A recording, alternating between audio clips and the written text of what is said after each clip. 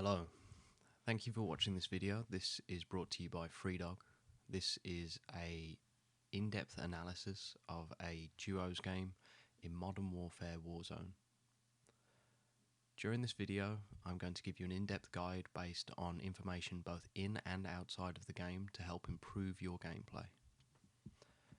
To give the context to the beginning of the clip, the opening situation is that we are 4 kills up already into the game. We have collected 1 loadout, and then we've also got custom guns from the people that we've killed. So we've got one of our own custom weapons, another of the enemies, and we're just getting through now into the final circles.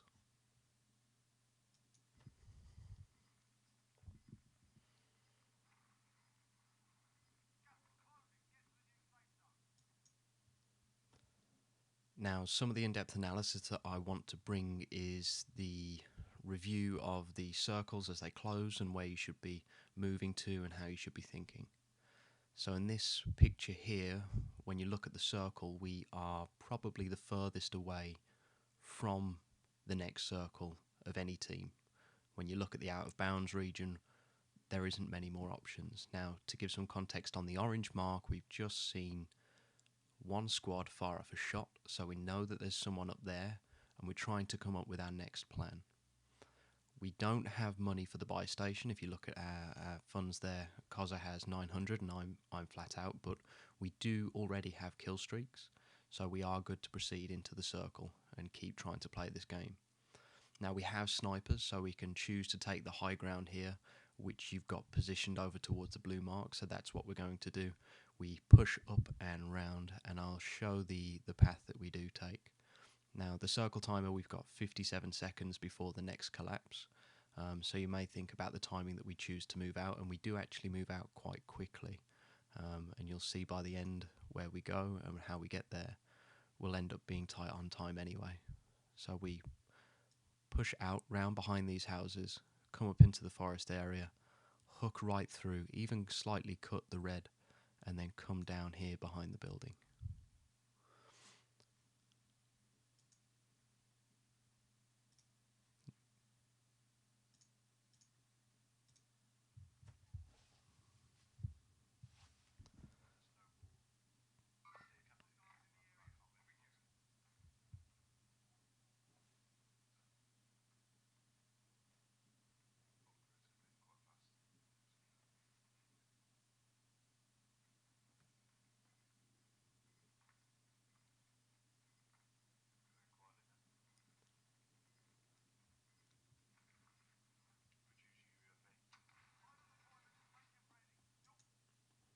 Okay, so now we have the next circle. We've pushed through and we've just seen someone jump off the back of the bunker up here. So we know that there's someone in the area, so that's something that we need to keep in mind. We also know about the shot from the orange marker that was on there previously, so that should be positioned somewhere up here. So we know that there's going to be an enemy team moving in towards the tents and having the high ground over this region. Now there are 3 buy stations within this circle, so there's areas that we should be considering anyway. And now we're trying to come up with our best plan on moving in. We've managed to keep quiet as we've moved around here, so other squads won't necessarily know where we are. And as you look at the next circle, it's pretty equidistant as to what's going to happen. Now, when you consider the best ground in this final circle, you're looking at the high ground here that is in the forest and the woods. There'll be some rocks and small cover to hide behind. Buy stations, as we say, are critical, and then there's also the bunkers here. The last remaining 2 might be the 2 buildings here, the major warehouse. However, this is very open and exposed. And secondly, the blue warehouse here that's right in the centre.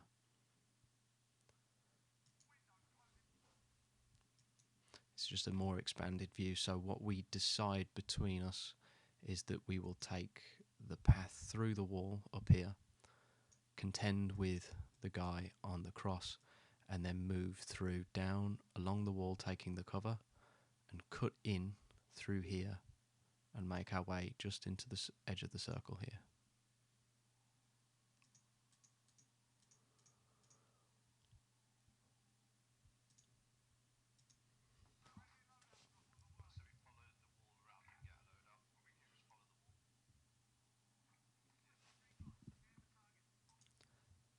Now there's something that I just need to catch here. We pop this UAV very quickly and we get a short glimpse of where other teams are. So we consider the guy who's moved off of orange, and we now see this one red mark here. Now we don't necessarily know whether that's him or not, but we take the assumption that it is. We've also got one guy out here which could be the orange squad or could be someone else. Now, as a threat to us on our position and the direction that we're going, we have to consider that he might come up through here and get behind us at some point. So by the timings that we move out, we ensure that the red has closed off before that we proceed.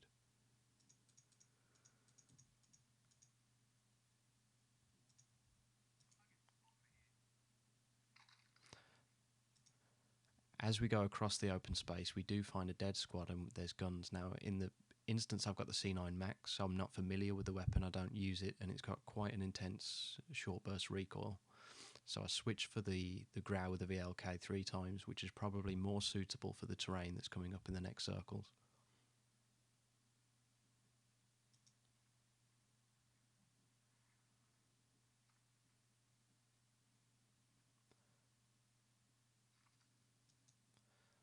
So now at this point we still haven't seen the other team on the orange mark, and we're still considering that there could be guys on our right hand side. We've also got the loadout drop that's in front, and it's something to consider in case there's anyone else is there.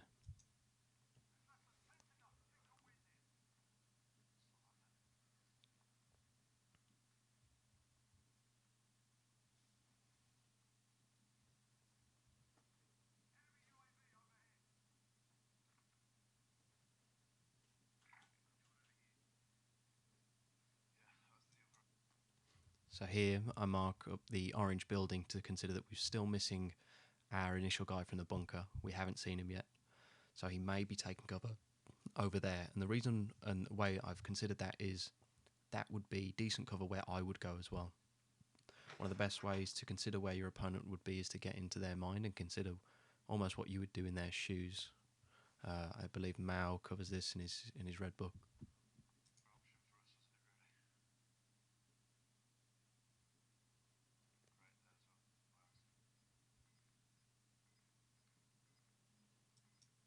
There's another crate here now. We know that there was a squad to our right hand side, so we should consider that they are close and that they may be coming for this.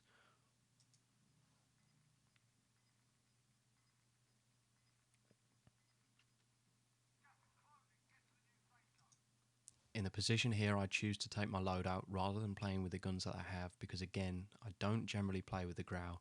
I'll play with the M4A1, so I'm more familiar with the recoil and it's going to be the best gun for the next situation.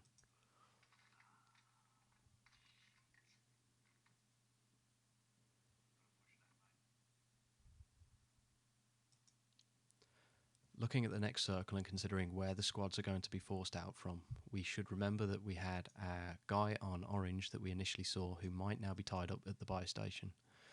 All of the squads on this side, all enclosed in the buildings, are going to have to move out. Everything in here.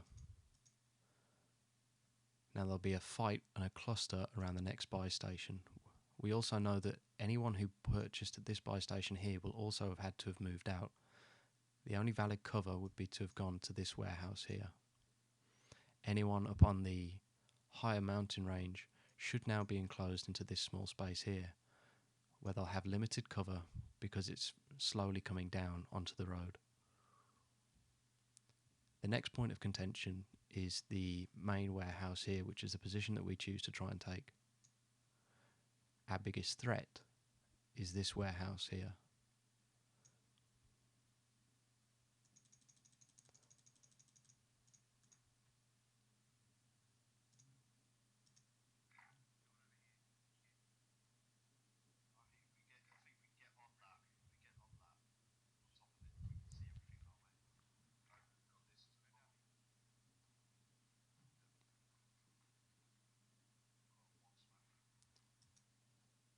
There we get the detail that Joe has one smoke. Earlier in the video, we've also had the detail that he had a trophy. So we know that we're in a good position, should we get into the final circle, that we have the tools to try and win this game. It's always good to talk to your teammates to advise what kill streaks and equipment that you do have, so you can consider the options and ways that you can proceed in certain situations. A lot of flanking manoeuvres happen in quick game time and you have to react almost instantaneously If you don't have a good understanding of the tools that your team have, you may make the wrong decision at the time. It's your responsibility to talk to your teammates and to ensure that they have the right information to do their job. This is where the control over comms and how much you talk in the game is really important. The reaction to auditory sound in the game is faster than the visual. That's just human nature. So we must consider that the function that we do in any auditory form is the most powerful in this game.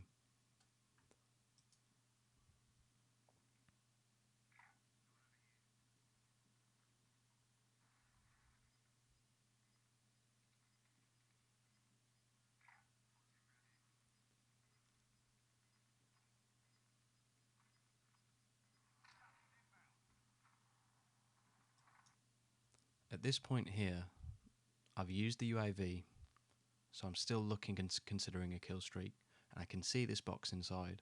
There's a percentage chance that I could get something that I want.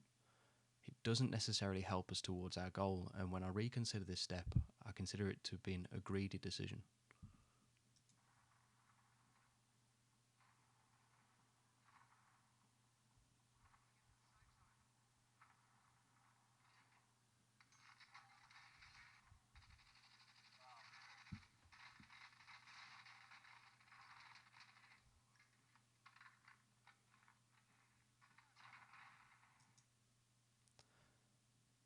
In that situation, I got quite lucky because when he comes around, I'm hip firing, and luckily I'm getting off the damage. Now he pans to me quickly and seems to have a gun that's going to have a faster fire rate and likely kill me if I didn't have the jump on him.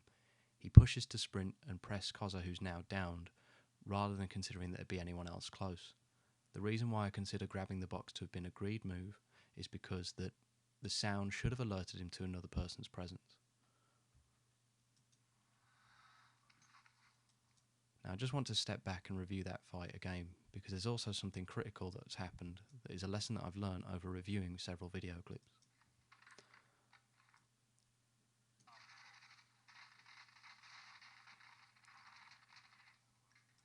After initially downing him, he goes down. Say that again. But then what I consider is that I should reload the clip on my ammunition because I don't know if he has a teammate close and I've only got 16 rounds left. My other weapon is a sniper and it won't help me in the situation. I have 2 packs of C4 that I could also use, but this has a long time to pull out, and if the teammate is pressing, I'm in trouble.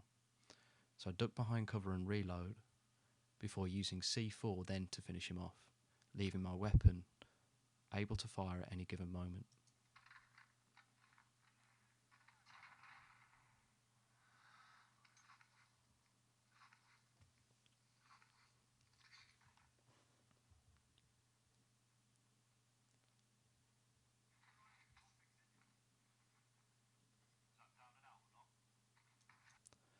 At that point I get asked the question if that was down and out or not. I eliminate him, but I didn't see a team wipe come up. I did it off instinct that that guy was down, and also the time pressure on the red was that I had to move. Plating and using the cover that was available behind the rock, I rushed over to Joe as soon as I could. I was aware that the player who could be on his team would be coming from the same angle, and I was ready to react. But at that point, it's a certain risk and gamble that comes into the game.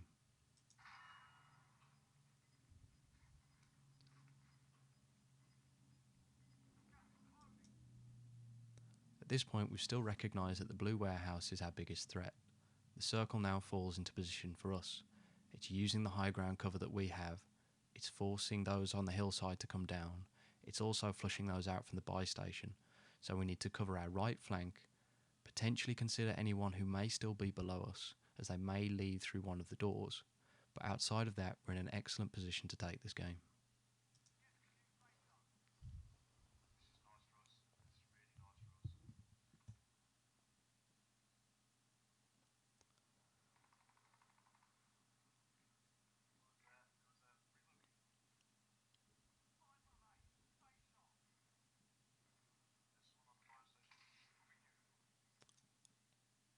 When Joe downs that guy on the buy station, the numbers change in the top right corner. Towards end circles, you should always be paying attention to the number of players and teams left in the game. Now it's a 2 and 4 situation. We know that it's another duo who we're facing.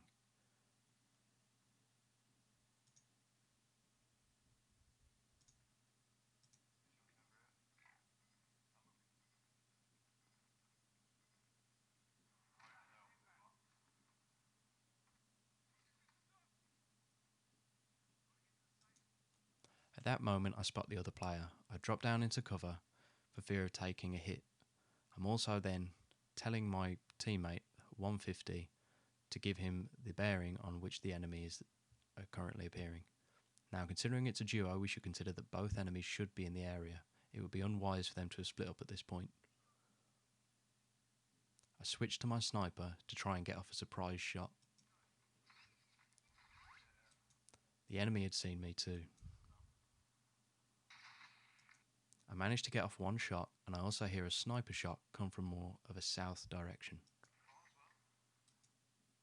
At this point, Joe says car as well. Now, there's a glitch in this game that sometimes causes vehicles to be highlighted red even though the enemy has left the vehicle.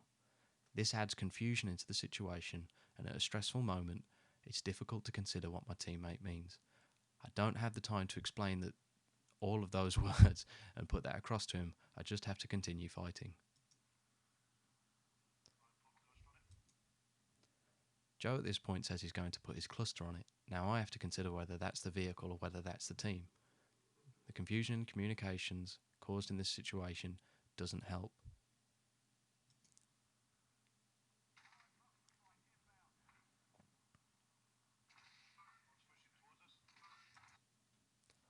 Using Joe's sniper shots, I can recognise that there's another guy on the left. We see the one break to the right, and I've live marked both. Live marking is a critical factor in this game, as you can continue to track players even behind cover for a short period of time. This is useful because at this point we've now broken the one on the left's armour, and we can see that the other mark has now faded, highlighting that he's been out of vision for a sustained period of time and is now likely behind cover last seen on the mark. I make the split decision to try and push over and finish the guy on the left now he's broken and split from his teammate. I switch to the M4A1 because it's a more suitable weapon for trying to take him out quickly. I'm more likely to hit the number of shots that I need to put him down over using the sniper and risking the chance of missing. Having downed him, I've also recognised that his teammates put down suppressive fire. The red is now on my back and I'm in a very tough position where I need to plate up, and I might also risk going down myself.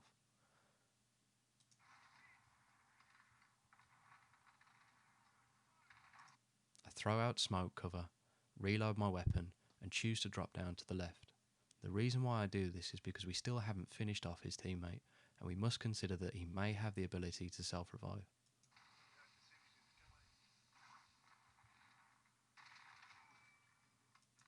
At this point, I've finished him off. I'm still only 75% on the one plate. I can also see that Joe's in some form of trouble with the red on his back.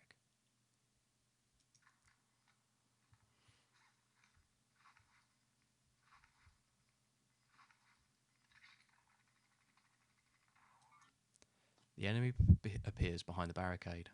Once again, immediately I live mark him and proceed to fire with the M4A1 to try and suppress him, as I can see that he's firing at my teammate. I trade a small amount of damage, and I recognise that Joe is now down and he doesn't have any plating. I've also seen that he's now hiding behind a barricade, and I recognise that I'm much better trying to get off a one hit with the sniper to try and get ready to push.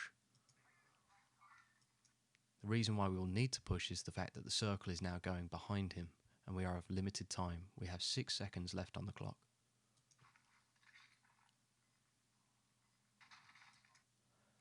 I hit him and I break him. We also see that the red mark removes, which means he's now hiding behind cover.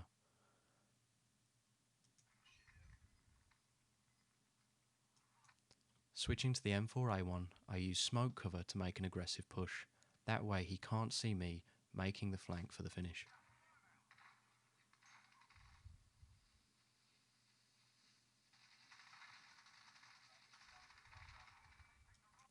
Between that, we had the split push, and even though he has the self-revive, he doesn't get the chance to finish it.